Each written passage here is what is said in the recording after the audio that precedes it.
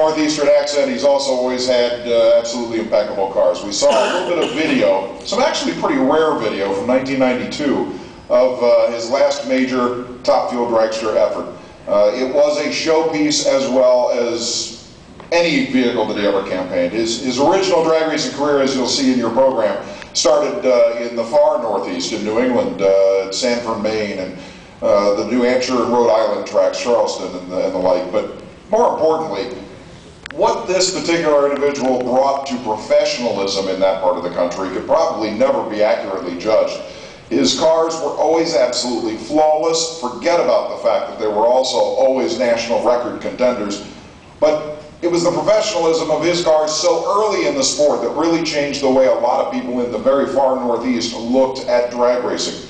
And I'm not just talking about the other competitors, I'm talking about non-drag racing individuals and the way the media and the press perceived drag racing at that period.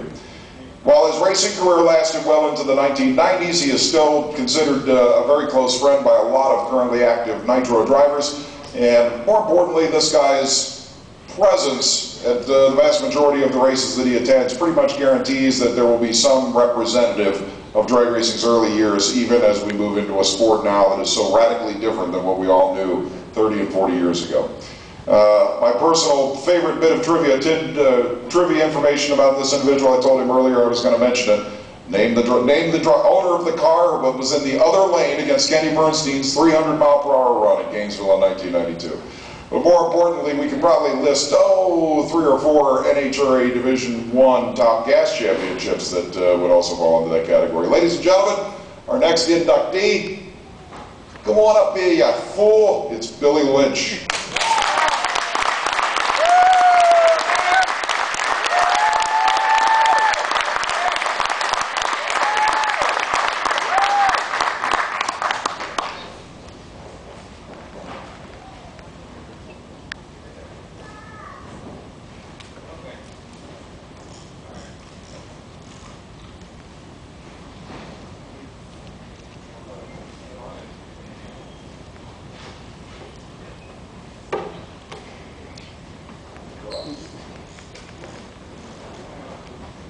Thank you. I want to thank Nancy Wilson, John Anselmo, Northeast Hall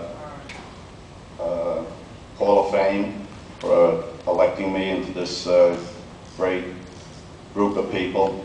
I started my racing career in the beginning of the 90s.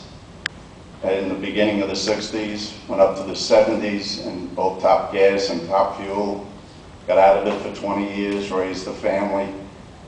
Got back in 1990, run from 1990 to 1995. So I want to thank everybody. I want to thank my family for traveling here and my grandkids. And thanks very much.